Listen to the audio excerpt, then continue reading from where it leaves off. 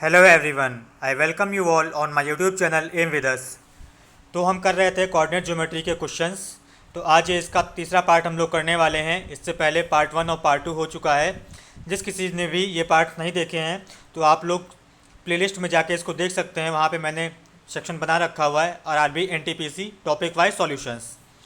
तो चलिए शुरू करते हैं अपने सेशन को। और अगर आप में से कोई पहली बार हमारे चैनल पे आया हुआ है तो हमारे चैनल को सब्सक्राइब जरूर कर ले और हमारे टेलीग्राम के ग्रुप से जुड़ें, जिसका लिंक डिस्क्रिप्शन बॉक्स में गिवन है।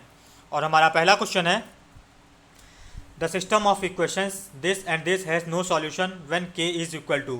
तो देखिए, दो समीकरण हमें गिवन दे रखे हैं और हमें बताया गया है कि इनका कोई भी सॉल्यूशन नहीं है। तो इसमें k का मान क्या होगा, तो हमें k की वैल्यू बतानी है। देखिए, इसके पहले इसमें तीन कंडीशंस हमारे पास होती हैं, आउटकम निकलते हैं। तो मैं तीनों ही कंडीशन आपको बता देता हूँ, आप सभी लोग इसको नोट डाउन कर सकते हैं और याद रख सकते हैं। तो देखिए, अगर हमारे पास दो इक्वेशन दे रखी होती हैं, कौन कौन सी। अगर हमें दे रखी है a1x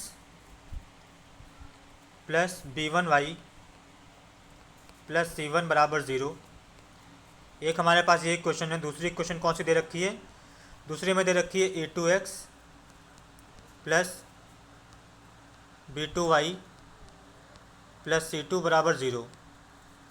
अब ये दो इक्वेशन हमें दे रखी हैं। अब इसमें तीन कंडीशन कौन कौन सी आती है। पहली कंडीशन आती है हमारी कौन सी, वन सॉल्यूशन, कि इसका केवल एक हल हो, वन सॉल्यूशन की, वन सॉल्यूशन की। फिर क्या दूसरी आती है, फिर आती है मैनी सॉल्यूशन की। कौन सी आती है कि इसके मैनी सॉल्यूशन हो, इसके बहुत सारे सॉल्यूशन हो। और फिर आता है नो सॉल्यूशन, कि इसका कोई भी हल नहीं हो। देखिए, तीनों कंडीशन पे क्या क्या होता है, कौन कौन सी कंडीशन फॉलो होती हैं। देखिए, अगर हमारा केवल पहला वाला है, अगर वन सॉल्यूशन है, इसका केवल एक हल होगा इन दोनों समीकरण का, तो क्या कौन सी कंडीशन होती है, तो हमारी कंडीशन होती है a1 upon a2, a1 upon a2 is not equal to b1 upon b2। जब ये कंडीशन होती है तब हमारा क्या होता है, समीकरण का केवल एक सॉल्यूशन होता है। और जब इसके मैनी सॉल्यूशंस होते हैं, तो मैनी सॉल्यूशंस में क्या कंडीशन होती है, वो कंडीशन होती है a1 upon a2 is equal to b1 upon b2 is equal to c1 upon c2। और ये कंडीशन कब होती है, जब दोनों ही लाइन्स एक ही लाइन को रिप्रेजेंट करती हों। और कब इसका नो सॉल्यूशन होगा, नो सॉल्यूशन होगा जब लाइन्स हमारी कैसी होंगी, लाइन्स हमारी पैरेलल होंगी। तो इसकी कंडीशन क्या होगी, इसकी कंडीशन होगी हमारी a1 upon a2 is equal to b1 upon b2 is not equal to c1 upon c2। I hope ये कंडीशंस आप सभी लोगों को समझ में आई होंगी। आप सभी लोग इसको नोट डाउन भी कर सकते हैं। तो चलिए देखते हैं हमें क्या फाइंड करना है, इसका नो सॉल्यूशन हो। नो सॉल्यूशन में कंडीशन क्या होगी, a1 upon a2 is equal to b1 upon b2। तो ये चीज़ हमें यूज़ करना है। तो देखिए, अगर इसको हम यूज़ करेंगे तो यहाँ से हमें क्या मिलने वाला है, तो देखिए हमें क्या मिलेगा, a1 अपॉन a2। तो a1 हमारा यहाँ पे क्या है, ये हमारा 2 है, 2 है।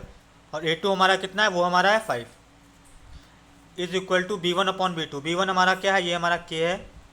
और b2 हमारा क्या है, -7 है। अब देखिए, इसको क्रॉस मल्टीप्लाई करेंगे तो k की वैल्यू यहाँ से क्या आ जाएगी, k की वैल्यू हमारी आ जाएगी -14 अपॉन 5। तो जब k की वैल्यू क्या होगी, -14/5 होगी, तब इसके नो सॉल्यूशन होंगे। तो सही ऑप्शन हमारा कौन सा हो जाएगा, सही ऑप्शन हो जाएगा हमारा ऑप्शन नंबर 2। अगला क्वेश्चन है हमारा, a line passes through 2 points this, what is the angle of the slope of this line. कोई लाइन इन दो बिंदुओं से होकर गुजरती है, तो हमें बताना है कि इस रेखा की प्रवणता क्या होगी, इसका स्लोप क्या होगा, m की वैल्यू क्या होगी, जिसको हम m से डिनोट करते हैं। स्लोप को हम हिंदी में क्या बोलते हैं, स्लोप को हम हिंदी में बोलते हैं प्रवणता। और इसको डिनोट किससे करते हैं, डिनोट करते हैं स्मॉल m से। और ये किसके बराबर होता है, ये बराबर होता है हमारा tan थीटा के। अब ये तो हो गया। अब बेसिक यहाँ पे आपको यहाँ पे जानना जरूरी ये होगा कि अगर कोई लाइन हमारी है ये, और ये लाइन पास होती है दो पॉइंट से, कौन कौन से, x1 y1, दूसरा पॉइंट हमारा कौन सा है, x2 y2। तो इसका जो m की वैल्यू होती है वो क्या होती है, इसको हम कैसे लिखते हैं, m बराबर tan थीटा। तो इसका जो स्लोप होता है m बराबर tan थीटा, वो किसके बराबर होता है, वो हमारे बराबर होता है y2 minus y1 upon x2 minus x1 के बराबर। ये होता है इसका फॉर्मूला। अब क्वेश्चन में देखिए हमें क्या दे रखा है। अगर हमारा x1 y1 कौन सा पॉइंट है, ये हमारे हैं 3,4 और x2 y2 हम क्या मान लें, ये हम मान लें 4,5। तो हमारा स्लोप हो जाएगा जो tan थीटा हो जाएगा वो कितना हो जाएगा। तो देखिए y2 माइनस y1, तो y2 हमारा है 5 और y1 है हमारा कितना 4, तो 5 माइनस 4 कितना हो जाएगा 1 हो जाएगा। अपॉन में x2 माइनस x1, x2 है हमारा 4 और x1 है हमारा 3, तो 4 माइनस 3 कितना हो जाएगा, ये 1 हो जाएगा। अब हम सबको पता होता है कि tan थीटा इक्वल टू 1 होता है। थीटा की वैल्यू क्या हो जाएगी, थीटा की वैल्यू हमारी हो जाएगी 45 डिग्री, 45 डिग्री। तो यही इसका सही आंसर होगा, ऑप्शन नंबर थर्ड 45 डिग्री। अगला क्वेश्चन है हमारा, the measure of the angle between the graph of linear equation this and the X axis this. अब देखिए अगर कोई जनरल इक्वेशन हमें दे रखी होती है क्या, ax plus B Y plus C बराबर 0, ये एक हमें जनरल इक्वेशन दे रखी होती है और हमसे पूछा जाता है कि इस लाइन का स्लोप क्या है। स्लोप क्या होता है, जो भी पॉजिटिव डायरेक्शन में हम एक्स एक्सिस उसके साथ एंगल थीटा बनाता है उसी को हम बोलते हैं स्लोप। तो देखिए यहाँ से डायरेक्ट फार्मूला होता है एक की स्लोप का फार्मूला जो निकल के आता है वो क्या होता है, जो इसका स्लोप होगा m, इस लाइन का वो किसके बराबर होगा, tan थीटा। और ये किसके बराबर होता है, ये बराबर होता है माइनस a अपॉन बी के, minus of a upon B. तो यहाँ से डायरेक्ट आप लोग इसको याद रखेंगे। तो यहाँ से अगर हम m की वैल्यू निकालना चाहें तो क्या हो जाएगी हमारी, m बराबर tan थीटा और ये किसके बराबर होगा, माइनस a अपॉन बी। तो माइनस, अब देखिए a यहाँ पे क्या है, a है हमारा 35 और b कितना है, b है हमारा माइनस 35। अब देखिए 35 से 35 कट जाएगा और माइनस माइनस कितना हो जाएगा प्लस। अब यहाँ पे tan थीटा की वैल्यू 1 आ गई तो थीटा कितना हो जाएगा, थीटा यहाँ पे हो जाएगा हमारा 45 डिग्री, 45 डिग्री। ऑप्शन इसका फोर्थ सही होगा। देखिए जनरल इक्वेशन से आप सभी लोग इसको याद रखेंगे तो आपके लिए आगे भी ये बेनिफिट करता रहेगा। बढ़ते हैं अपने अगले क्वेश्चन की तरफ। The equation of a line passing through point this and perpendicular to the line joining points this and this. अब देखिए इसमें हमसे उस लाइन की इक्वेशन पूछी है जो 2,3 से पास होती है और वो दूसरे लाइन की परपेंडिकुलर है, 90 डिग्री पर है। जो लाइन किससे बनती है, इन दोनों पॉइंट्स को मिला के बनती है। अब देखिए इसको ग्राफ से कैसे रिप्रेजेंट करेंगे मैं वो बता देता हूँ। फिर आपको बताऊंगा कि इसको ऑप्शन से डायरेक्ट कैसे आप इसको कर सकते हैं और फिर इसको आप बेसिक से कैसे कर सकते हैं। मैं सभी चीज़ें बता दूंगा ताकि आपको कोई भी कन्फ्यूज़न ना रहे और आपका बेसिक से लेकर एडवांस तक आप इस क्वेश्चन को क्लियर कट हो जाए, कोई भी आपको डाउट ना रहे। देखिए ये हमारी कोई लाइन है, इस लाइन पे हमारे 2 पॉइंट हैं, कौन कौन से, -5,6, ये हमारे 2 पॉइंट्स हो गए और ये दूसरा पॉइंट हो गया -6,5। अब देखिए ये 2 पॉइंट से एक लाइन बनेगी, ये तो सभी को पता है। अब इस लाइन के परपेंडिकुलर एक दूसरी लाइन है, इस लाइन के परपेंडिकुलर एक लाइन माना हमने ये है, ये कितने इसके परपेंडिकुलर है। अब ये वाली लाइन, रेड वाली लाइन जो है ये 2,3 से पास होती है। अब हमें जो रेड वाली लाल वाली लाइन है, इसी लाइन की इक्वेशन हमसे पूछा गया कि इस लाइन की इक्वेशन क्या होगी। अब देखिए जिस लाइन की इक्वेशन हमसे पूछा गया, ये लाइन हमारी 2,3 से पास होती है। अब इससे पहले सेशन में मैं आपको बता चुका हूँ, वो फिर लाइन हो या फिर सर्कल हो या कोई भी हमारा एक्सप्रेशन हो, ये जो इक्वेशन दे रखी थी वो किसी पॉइंट से अगर पास होती है, अगर वो पॉइंट्स हम इक्वेशन में रखते हैं तो हमेशा वो ऑलवेज सेटिस्फाई करता है।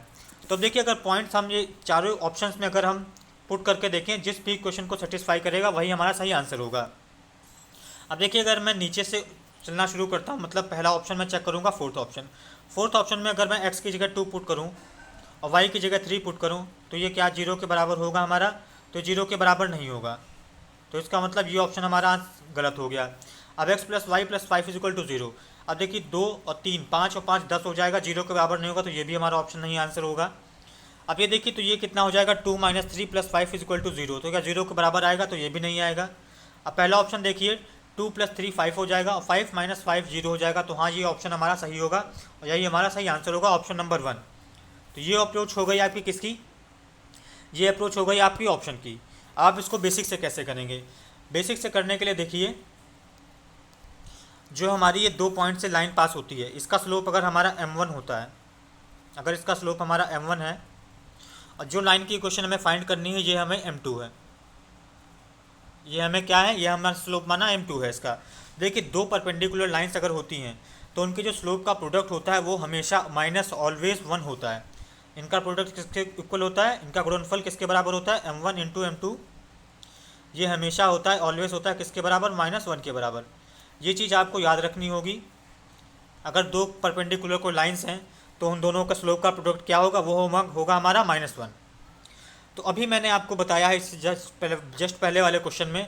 तो देखिए m1 कैसे फाइंड करेंगे, m1 कैसे फाइंड होगा हमारा, m1 कैसे फाइंड होगा, y2 minus y1 upon x2 minus x1। तो y2 हमारा क्या है यहाँ पे है y2 हमारा 5 और y1 हमारा है 6। तो 5 माइनस 6 क्या हो जाएगा, ये हमारा हो जाएगा -1 अपॉन x2 माइनस x1। तो x2 हमारा क्या है यहाँ पे -6 है और x1 हमारा क्या है -5 है। तो -6 + 5 क्या बचेगा हमारा, -1 बचेगा। क्या बचेगा, -1। तो यहाँ से m1 की हमारी वैल्यू क्या आ जाएगी, ये हमारी आ जाएगी 1। m1 की अगर हमारी वैल्यू 1 आ गई, अगर m1 हमारा 1 हो गया तो m2 हमारा क्या होगा, m2 हमारा कितना होगा, m2 हमारा होगा कितना, -1। m2 हमारा होगा -1। इतना हमें पता चल गया है। अब आप लोग देखिए, इसको मैं थोड़ा सा पहले स्पेस हटाता हूँ यहाँ से ताकि आपको और अच्छे से समझ में आए।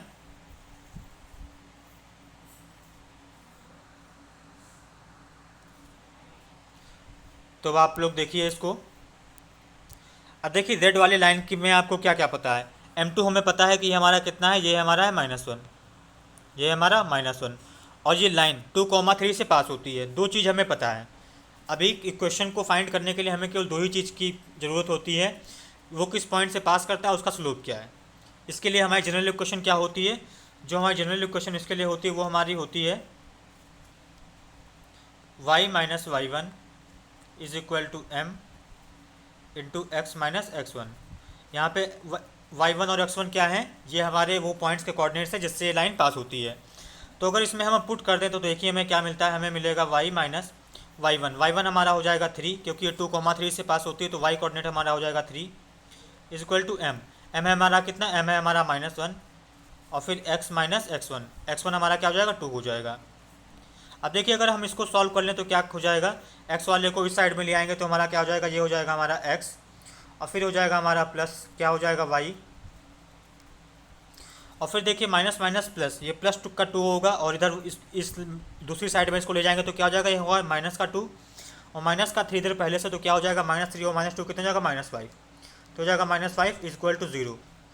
तो देखिए अगर आप इसको बेसिक से भी सॉल्व करेंगे तब भी आपका ऑप्शन आने वाला है ऑप्शन नंबर 1। तो सही आंसर हो जाएगा ऑप्शन नंबर 1। बढ़ते हैं अपने अगले क्वेश्चन की तरफ। अगला क्वेश्चन है हमारा, what is the angle between the two lines x plus Y is equal to 2 and x minus Y बराबर 0। इन दो लाइनों के बीच का कोण क्या है वो हमें ज्ञात करना है कि कितना होगा। तो देखिए अभी हमने आपको बताया था इससे थोड़ी देर पहले, मैं इसके दो मेथड बता दूंगा आपको। एक तो डायरेक्ट आप देखते ही बता सकते हैं और एक आप थोड़ा सा सॉल्व करके, दोनों चीज़ आपको सीखना चाहिए, दोनों चीज़ आपको आनी चाहिए एग्ज़ाम के लिए। तो देखिए अगर हमारे पास दो इक्वेशन को दे रखी होती हैं, कौन कौन सी, a1x plus b1y plus c1 बराबर 0 और दूसरी है क्या हमारी a2x plus a2y plus c2 बराबर 0। अभी मैंने आपको बताया था कि ये दोनों लाइन्स पैरेलल कब होती हैं, ये दोनों लाइन पैरेलल होंगी कब, किस कंडीशन पे होंगी, जब हमारा a1 is equal to a1 upon a2 is equal to b1 upon b2, जब ये हमारी कंडीशन हो तब ये दोनों लाइंस कैसी हो जाएंगी, पैरेलल हो जाएंगी। और ये दोनों लाइंस परपेंडिकुलर कब होती हैं, ये परपेंडिकुलर तब होती हैं जब ये किस कंडीशन को सेटिस्फाई करें, जब सेटिस्फाई करें a1 into a2 plus a1 into a2 और ये प्लस हो जाएगा हमारा plus b1 into b2 is equal to 0। तो ये दो कंडीशन होती हैं, दो कंडीशन आपको दोनों आप लोगों को याद होनी चाहिए। तो देखिए अब अगर आप सेकंड इक्वेशन को देखें a1 into a2 plus b1 into b2, अगर ये हम इसमें निकालें गिवन दो इक्वेशंस में से, तो देखिए हमें क्या 0 के बराबर मिलेगा। अगर 0 के बराबर आ जाएगा इसका मतलब कि दोनों लाइंस के बीच का एंगल कितना होगा, 90 डिग्री होगा, दोनों लाइंस परपेंडिकुलर होंगी। अब देखिए यहाँ पे a1 की वैल्यू क्या है हमारी, a1 की वैल्यू है हमारी 1 और a2 की वैल्यू हमारी क्या है, तो ये देखिए ये भी हमारी 1 है, इंटू 1 हो जाएगा, फिर प्लस का साइन। अब देखिए b1 की वैल्यू हमारी क्या है, तो 1 है हमारी, और इंटू, और b2 की वैल्यू क्या है, तो ये देखिए हमारी यहाँ पे -1 है, तो कितनी हो जाएगी -1।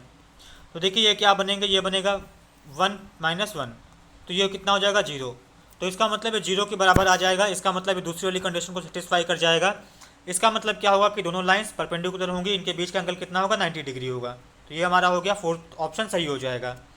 इसकी दूसरी अप्रोच क्या होती है, वो ये होती है, इसकी दूसरी अप्रोच जो होती है वो भी मैं आपको बता देता हूँ।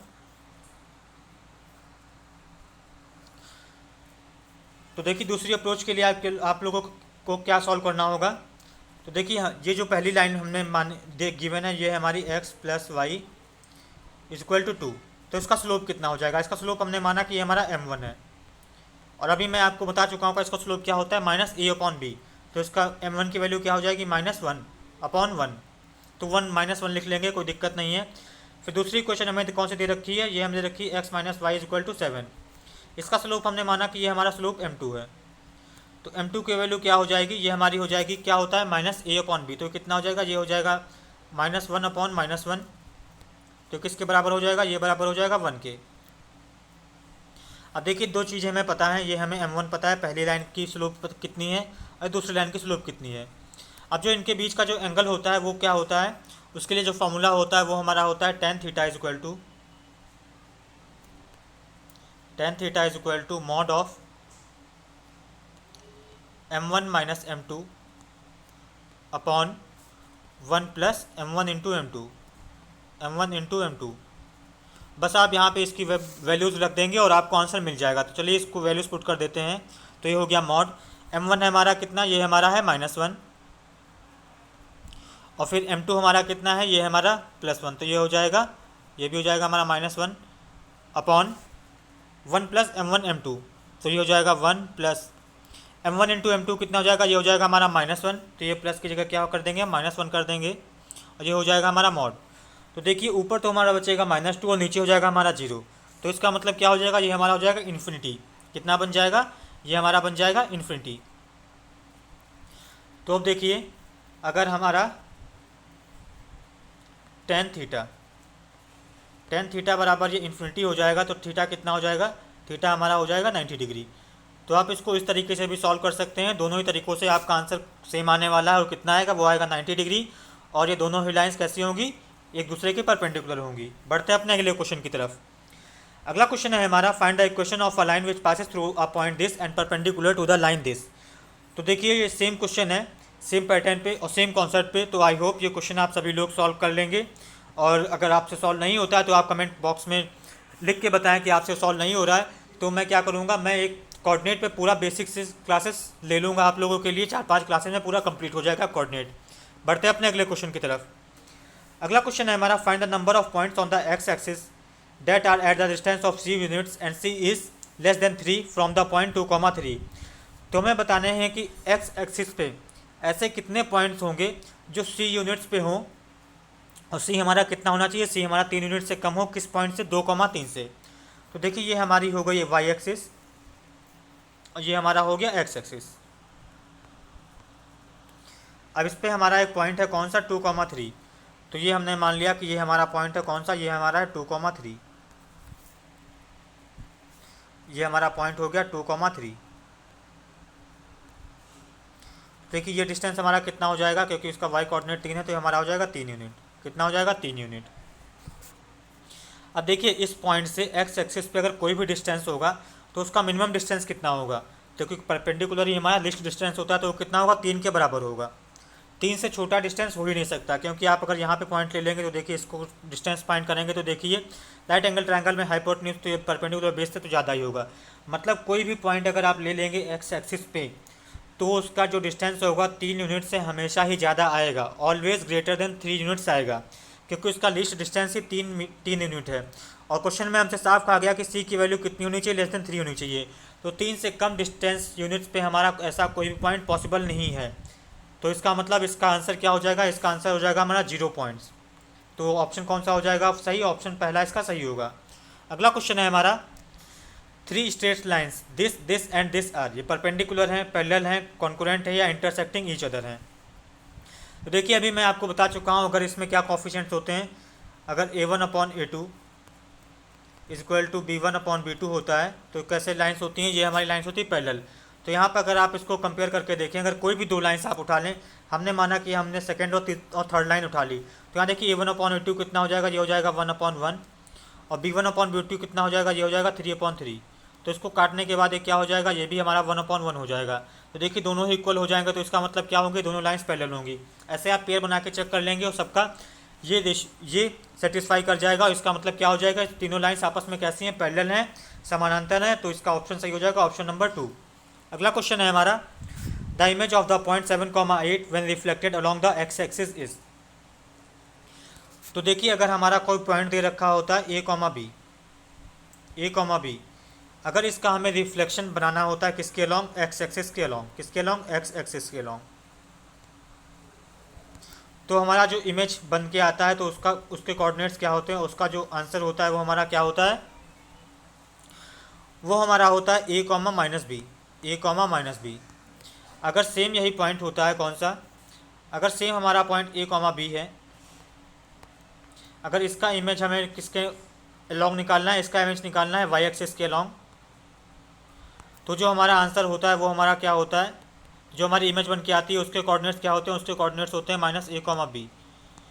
ये चीज़ अगर आप लोग याद रखेंगे तो आपके लिए ज़्यादा बेनिफिट रहेगा, आप लोग डायरेक्ट इसका आंसर टिक कर सकते हैं। अब देखिए इसके अकॉर्डिंग हमें क्या निकालना है, एक्स एक्सिस के अलोंग निकालना है। तो एक्स एक्सिस के अलोंग निकालेंगे तो क्या हमारा आंसर हो जाएगा A, -B। तो A, B हमें दे रखा है 7,8। अब हमारा आंसर क्या हो जाएगा, जो इमेज हमारी बन के आएगी वो क्या हो जाएगा, वो हमारा हो जाएगा कितना, 7, अब आप लोग देख लीजिए 7, कहाँ है, तो 7, हमें दिख रहा है ऑप्शन नंबर सेकेंड में, तो यही हमारा सही आंसर होगा। अगला क्वेश्चन है हमारा, the distance from the origin to the line this is.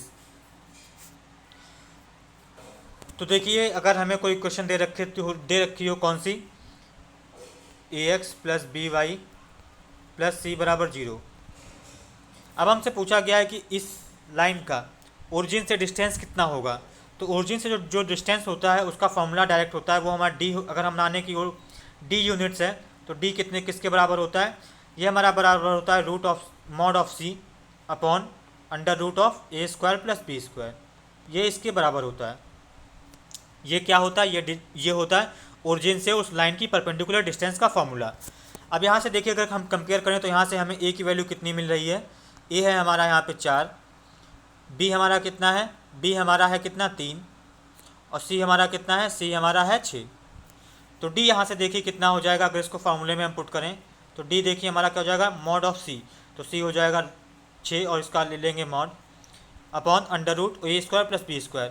तो A², 4 का स्क्वायर कितना हो जाएगा, 16 हो जाएगा, और फिर 3 का स्क्वायर कितना हो जाएगा, 9 हो जाएगा। तो देखिए ये हो जाएगा हमारा 6 क्योंकि पॉजिटिव मोड रहेगा, और फिर अपॉन कितना हो जाएगा, ये हो जाएगा √25, ये कितना हो जाएगा 5। तो हमारा सही आंसर क्या आ जाएगा, हमारा सही आंसर हो जाएगा 6/5 यूनिट्स, और ऑप्शन सेकंड हमारा सही होगा। अगला क्वेश्चन है हमारा, the intercept made by the plane this with the coordinate axis is. तो देखिए ये जो क्वेश्चन है ये हमारा 3D कोऑर्डिनेट ज्योमेट्री का पार्ट है, और इसमें हमने बताना है कि ये जो प्लेन हमें दिखाया गया है, इस लाइन से रिप्रेजेंट किया गया है, ये प्लेन अगर एक्स, वाई और जेड एक्सिस पे कितने कितने यूनिट्स का इंटरसेप्ट बनाता है तो उसकी हमें वैल्यू बतानी है। तो देखिए अगर हमें कुछ जनरल इक्वेशन दे रखी होती है प्लेन की, और प्लेन की जनरल इक्वेशन हमारी क्या होती है, वो हमारी होती है AX + BY + CZ equal to D, अगर ये हमें दे रखा होता है। अब देखिए इसका जनरल इक्वेशन कैसे निकलता है, जो इंटरसेप्ट्स निकलते हैं वो कैसे निकलते हैं। तो हम क्या करते हैं, तो देखिए राइट हैंड साइड में हमें सबसे पहले इसको 1 बनाना होता है, तो 1 बनाने के लिए क्या करेंगे, तो जनरल इक्वेशन में देखिए सबको D से डिवाइड कर देंगे। तो ये हमारा हो जाएगा AX/D + BY/D + CZ/D equal to 1, ये होता है। फिर इसके बाद क्या करते हैं कि एक्स, वाई, जेड, यहाँ पे हमें कोफिशिएंट क्या बनाना होता है, कोफिशिएंट 1 बनाना होता है। तो देखिए 1 बनाने के लिए क्या करेंगे, जो A है, A को ये ऊपर और नीचे न्यूमरेटर और डिनोमिनेटर से इसको डिवाइड कर देंगे। तो हमारा क्या बन जाएगा, ये हमारा बन जाएगा x/D/A। सेम ऐसे ही B का कोफिशिएंट, Y का कोफिशिएंट 1 बनाएंगे तो क्या हो जाएगा हमारा, ये हो जाएगा y/D/B। और प्लस ये हो जाएगा हमारा Z upon D upon C is equal to 1। ये हो जाएगा हमारा 1 के बराबर। अब आप लोग देखिए, अब जो हमें डी अपॉन ए मिल रहा है, डी अपॉन ए, और दूसरा हमें क्या मिल रहा है, डी अपॉन बी, और तीसरा हमें क्या मिल रहा है, डी अपॉन सी। अब देखिए जो डी अपॉन ए होता है ये किसकी वैल्यू होती है, ये होती है हमारी एक्स इंटरसेप्ट की। एक्स इंटरसेप्ट का मतलब कि जो इंटरसेप्ट हमें किसके अलॉन्ग मिल रहा है, एक्स एक्सिस के अलॉन्ग, एक्स एक्सिस के अलॉन्ग इंटरसेप्ट। और जो हमारा डी अपॉन बी होता है ये क्या होता है, intercept along Y axis, intercept along Y axis. और सेम ऐसे डी अपॉन सी क्या होता है, इंटरसेप्ट अलॉन्ग जेड एक्सिस। तो ये इसका बेसिक होता है। तो आपको याद क्या रखना है कि सबसे पहले है तो हमें राइट हैंड साइड वाले को 1 बनाना होता है। 1 बनाने के बाद उसके बाद अगला स्टेप क्या होता है कि एक्स वाई जेड सबके कोफिशिएंट हमें एक एक बनाने होते हैं। उसके बाद जो हमें डिनोमिनेटर में मिलता है वो हमें क्या मिलता है, एक्स वाई और जेड अलॉन्ग के एक्सिस के अलॉन्ग जितना भी इंटरसेप्ट होता है वही हमारा आंसर होता है। तो अब देखिए हम सेम चीज़ यहाँ पे भी अप्लाई करेंगे और देखते हैं हमें कि हमें आंसर क्या मिलेगा। तो देखिए इसको हम क्या करेंगे, सबसे पहले अब हमें क्या करना पड़ेगा, इसको 6 से डिवाइड करना पड़ेगा दोनों साइड में। तो हम क्या कर लेंगे, ये हो जाएगा हमारा 3x अपॉन 6, ये हो जाएगा -4y अपॉन 6 और -2z अपॉन 6 इक्वल टू 1 हो जाएगा। अब फिर अगला स्टेप क्या होगा, अगला स्टेप क्या होगा, x के कोफिशिएंट को 1, y के कोफिशिएंट को 1 और z के कोफिशिएंट को 1 बनाएंगे। तो हमारा क्या हो जाएगा, ये हो जाएगा x अपॉन वाई अपॉन 3 और ये कितना हो जाएगा, ये हो जाएगा हमारा प्लस y अपॉन 6 अपॉन -4 और ये हो जाएगा plus z upon 6 upon -2 is equal to 1। अब देखिए जो हमारी ये वैल्यू आई है, ये सभी वैल्यू ये क्या है, ये इंटरसेप्ट हैं किसके अलॉन्ग, ये x एक्सिस के अलॉन्ग, ये y एक्सिस के अलॉन्ग और ये z एक्सिस के अलॉन्ग। अब इसको अगर फर्दर थोड़ा सा अगर हम और सॉल्व कर लें, देखिए 6 अपॉन 3 कितना हो जाएगा, ये हो जाएगा हमारा 2 और 6 अपॉन -4 ये कितना हो जाएगा, ये हो जाएगा हमारा -3 अपॉन 2 और 6 अपॉन -2 ये कितना हो जाएगा, ये हो जाएगा हमारा -3। अब देखिए ऑप्शंस में हमें 2, -3 अपॉन 2, -3 कहाँ दिख रहा है, तो ये मुझे साफ साफ ऑप्शन 1 में दिख रहा है। तो यही हमारा सही आंसर होगा, ऑप्शन नंबर 1। अगला क्वेश्चन है हमारा, the intercept made by the plane with the coordinate axis is. तो देखिए सेम क्वेश्चन है, तो सेम क्वेश्चन को हम कैसे करेंगे, देखिए सबसे पहले क्या करेंगे, 6x अपॉन वाई करेंगे। इसको मैं डायरेक्ट लिखने की कोशिश करता हूँ ताकि आप लोग भी एग्जाम में इसको डायरेक्ट लिख सकें। तो ये हमारा क्या हो जाएगा, ये हो जाएगा 3 upon 6 upon 3 plus y upon 6 upon -4 plus z upon 6 upon -2 is equal to 1। तो अब क्या हो जाएगा, ये हो जाएगा हमारा देखिए 2 आएगा, फिर हमारा क्या आएगा -3 अपॉन 2 आएगा और फिर क्या आएगा प्लस का 3 आएगा, सॉरी ये माइनस का 2 है तो ये हो जाएगा -3। तो ये हमारे इंटरसेप्ट आ जाएंगे। तो देखिए कौन सा ऑप्शन मैच कर रहा है, तो ऑप्शन मैच कर रहा है हमारा ऑप्शन नंबर 3। बढ़ते हैं अपने अगले क्वेश्चन की तरफ। अगला क्वेश्चन है हमारा, तो चलिए फ्रेंड्स ये आज के सेशन का आखिरी क्वेश्चन था। आप लोग लाइक, कमेंट और शेयर करना बिल्कुल ना भूलें। Thanks for watching the video.